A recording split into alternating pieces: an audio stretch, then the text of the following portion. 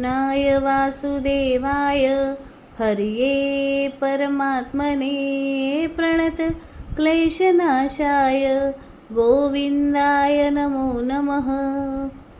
Hello family, good morning, જય શ્રી કૃષ્ણ, જય બહુચરમાં। કેમ છો બધા?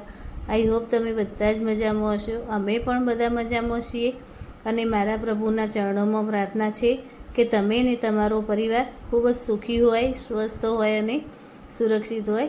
તો જો આપણે સેવા પૂજા કરી દીધી હતી, સરસ ભગવાનની દીવાબત્તી કરી દીધી હતી અને આપણે આવી ગયા હતા રસોડામાં ચા મૂકવા માટે। તો જો પહેલાં આપણે ચા મૂકી દીધી હતી એક બાજુ અને બીજી બાજુ આપણે ભગવાન માટે દૂધ ગરમ કરવા માટે મૂકી દઈશું। તો થોડું ગરમ થાય એટલે ભગવાનને ધરાવવા જેટલું કાઢી લઈશું આપણે અને પછી બીજું વધારાનું દૂધ આપણે ઉકાળી લઈશું। તો જો ભગવાનને ધરાવવા માટે મેં 3 છાલિયામાં થોડી થોડી ખાંડ લીધી હતી અને દૂધ થોડું ગરમ થયું એટલે એની અંદર મેં કાઢી લીધું હતું અને બીજું વધારાનું દૂધ મેં ઉકાળી લીધું હતું। તો ચા મૂકી હતી પણ આજે ચામાં નાખવા માટે મારી જોડે આદુએ નહોતું, ન તો ચાનો મસાલો હોય, તો એટલા માટે મેં ઇન્સ્ટન્ટ મસાલો બનાવી દીધો હતો ચાનો। તો ચાનો મસાલો બનાવવા માટે મેં લીધું હતું પહેલાં થોડું જાયફળ ઘસી લીધું હતું, પછી ઇલાયચી લીધી હતી, તજ, લવિંગ, કાળા મરી, પછી સૂંઠનો પાવડર અને ગંઠોળાનો પાવડર મેં લીધો હતો। તો સરસ મસાલો તૈયાર કરી દીધો હતો। આ મસાલો અત્યારે કેવું થાય કે ચોમાસાની સિઝન છે ને, એટલે ચોમાસામાં શિયાળામાં તમે આર્ય મસાલો જો આપણે નાખીને ચા બનાવીએ ને તો સારું રહેશે અને સરસ તીખી તીખી ચા બની જાય, આપણને ચા પીવાની મજા આવી જાય। તો જુઓ દૂધે આપણું ઉકળી ગયું હતું અને ચાએ આપણી ઉકળીને સરસ મસાલાવાળી તૈયાર થઈ ગઈ હતી। તો ચા આપણે પછી કેટલીમાં ભરી દીધી હતી કે જેથી ઘડીએ ઘડીએ પછી આપણે એને ગરમ કરવાની જરૂર ના પડે। તપેલીમાં હોય તો પછી ઠરી જાય ને પાછી એને ફરીથી ગરમ કરવી પડે।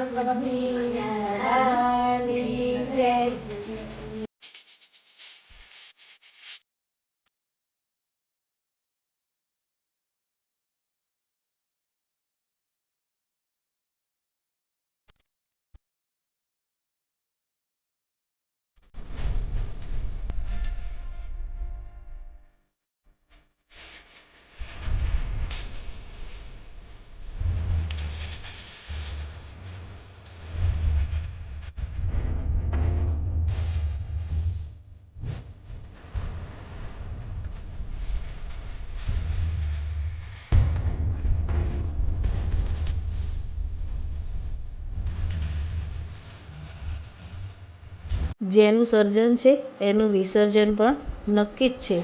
બસ આ જ સમજાવવા માટે ગણપતિ બાપા આવે છે। જ્યારે ગણપતિ દાદાને આપણા ઘેર પધરાવીએ ત્યારે આપણને ખૂબ જ આનંદ થતો હોય છે કે આપણા ઘેર ભગવાન દાદા પધારવાના છે। 10 દિવસ આરતી, દીવાબત્તી, ગરબા કરીએ, ખૂબ જ મજા કરીએ છીએ આપણે અને આ દિવસો ક્યાં પૂરા થઈ ગયા અને ગણપતિ દાદાના વિસર્જનનો દિવસ પણ આવી ગયો।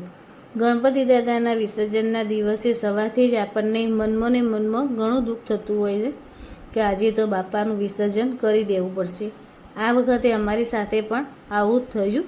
દર વખતે હું 5 દિવસ જ ગણપતિ દાદાને પધરાવતી હતી પણ આ વખતે બાપાને મોકલવાનું મન જ નહોતું થતું।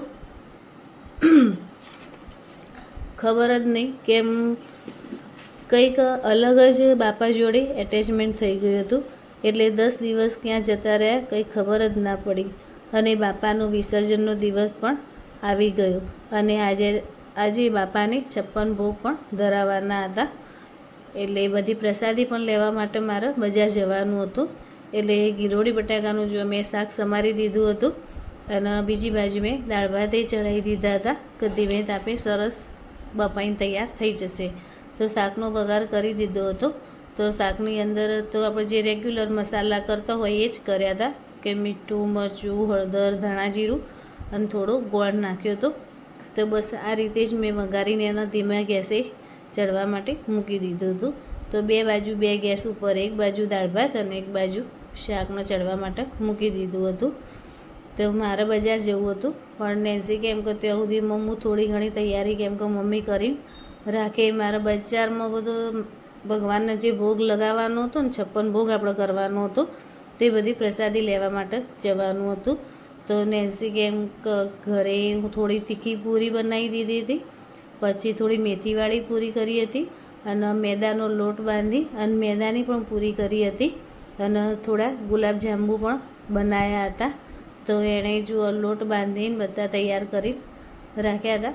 તો પહેલો પૂરીનો લોટ બાંધ્યો હતો સાદો, તો એની અંદર એણે થોડી મેથી, સૂકી મેથી આવે છે ને એ નાખી અને એ લોટને બાંધી દીધો હતો કે જેથી કરીને મેથીવાળી પૂરી તૈયાર થઈ જાય.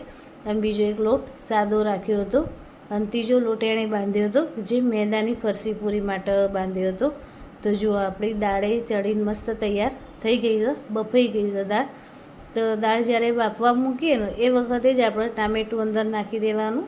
ઘણી વખત એવું થતું હોય છે કે આપણે દાળમાં જો ઉપરથી આપણે ટામેટું નાખીએ ને મસાલો કરતી વખતે તો દાળના ટામેટાના ટુકડા આવતા હોય ને તો ઘણીવાર બધાને ગમતું નહીં હોતું. પણ જો બાફતી વખતે જ આપણે મીઠું અંદર ટામેટું નાખી દીધું હોય તો ટામેટું તો બફાઈ જ જવાનું હતું. અને જ્યારે આપણે ક્રશ કરીએ દાળનો એટલે એ વખતે સરસ ક્રશ થઈને મિક્સ થઈ જવાનું હતું, એટલે કોઈને ખબર ના પડે કે આપણે અંદર ટામેટું એ નાખ્યું હતું. તો જુઓ દાળમાં મસાલો કરી દીધો હતો કે દાળની અંદર મીઠું, મરચું, હળદર, ધાણા જીરું અને ગોળ એટલું નાખી દાળને ઉકાળી લીધી હતી. અંદર લીલા મરચાંના ટુકડા કાપીને 2 નાખ્યા હતા અને જુઓ વઘારે કરી દીધો હતો. તો વઘારમાં આપણે મેથી લીધી હતી અને રઈ લીધી હતી, થોડી હિંગ નાખી સરસ દાળને વઘારી દીધી હતી. તો દાળ સરસ ઉકળી જાય એટલે આપણે એની અંદર કોથમીર સમારી નાખી દીધી હતી. અને જે આપણે ગુલાબજાંબુ માટેનું પેકેટ લાવ્યા હતા ને એમાંથી નેન્સીએ ગુલાબજાંબુના ગુલ્લા પણ કરી મૂકી દીધા હતા. એનો લોટ બાંધી નાના નાના સરસ ગુલ્લા બનાવી દીધા હતા અને એક બાજુ એણે ચાસણી પણ બનાવવા માટે મૂકી દીધી હતી. તો હવે એ ફ્રી થઈ હતી એટલે પછી થોડી પૂરીઓ વળવા માંડી હતી. હું બજાર જઈને આવી ત્યાં સુધીમાં એણે આટલું કામ પતાવી રાખ્યું હતું. તો જો એણે ઇલાયચીને બધું ખાંડીને તૈયાર કરીને રાખ્યું હતું કે જેથી કરીને આપણે ચાસણીમાં નાખવા માટે જોઈશે જ. એટલે એક બાજુ ગુલાબજાંબુ એણે તળવા માટે મૂકી દીધા હતા, ઘી મૂકી આપણે ઘીમાં જ તળ્યા હતા ગુલાબજાંબુ. અને બીજી બાજુ જુઓ સરસ ચાસણી આપણી તૈયાર થઈ ગઈ હતી અને ભગવાનને ભોગ લગાવી દીધો હતો આપણે. તો થાળીમાં ભગવાનની થાળીમાં જલેબી લીધી હતી, ગુલાબજાંબુ, શાક, દાળ ભાત.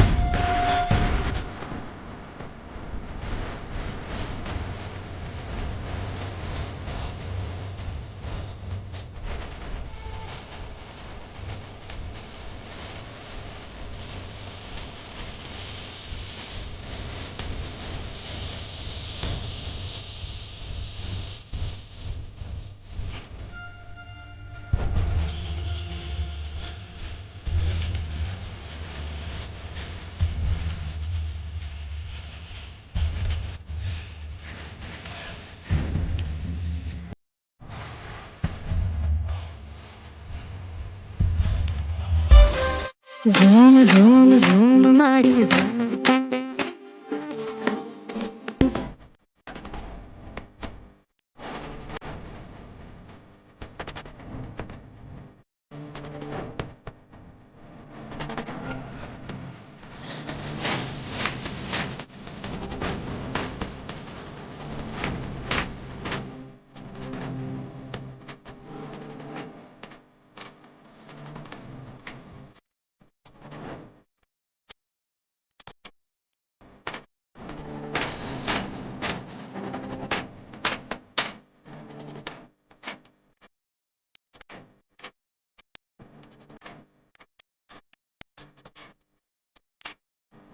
હવે થઈ ગયો હતો બાપાના વિસર્જનનો ટાઈમ. પણ એ પહેલાં બધાએ સરસ આરતીને કરી ભગવાનના 56 ભોગ ધરાવી દીધા. અને ખરેખર આજે તો ખૂબ જ દુઃખ થતું હતું કે અમને ભગવાનને હવે એમનું વિસર્જન કરવા માટે જવું જ પડશે. તો જો નેન્સીએ ગણપતિ દાદાને લઈ લીધા હતા અને બધા વારા ફરતી આવી ભગવાનને બધા કંકુ લગાડી જતા હતા, ગુલાલ ઉડાડી જતા હતા. તો બધાને આ વખતે તો એવું જ થતું હતું કે આપણો ભગવાનને આપણા ઘેર જ રાખી લઈએ. નેન્સી તો રોઈએ ગઈ હતી. આજે તો બાપાને આપણે મોકલી જ દેવા પડશે. એને બહુ દુઃખ થતું હતું. તો જુઓ આપણે હવે ગણપતિ દાદાને લઈને આખા ઘરમાં પહેલાં એમને ફેરવી લીધા હતા કે ગણપતિ દાદાની આપણે પ્રદક્ષિણા કરાવી દીધી હતી અને પછી આપણે એમને લઈ નીકળી ગયા હતા ગણપતિ.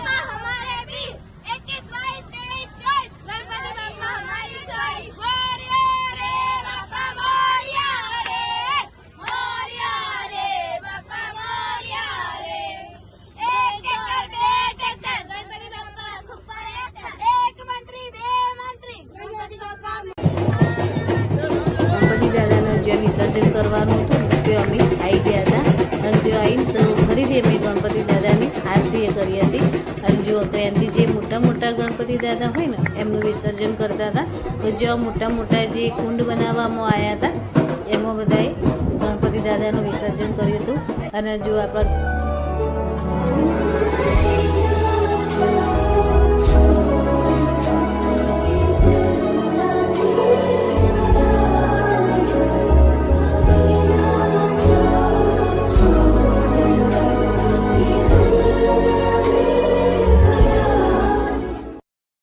ગણપતિ દાદાનું વિસર્જન કરીને આપણે ઘેર આવ્યા હતા.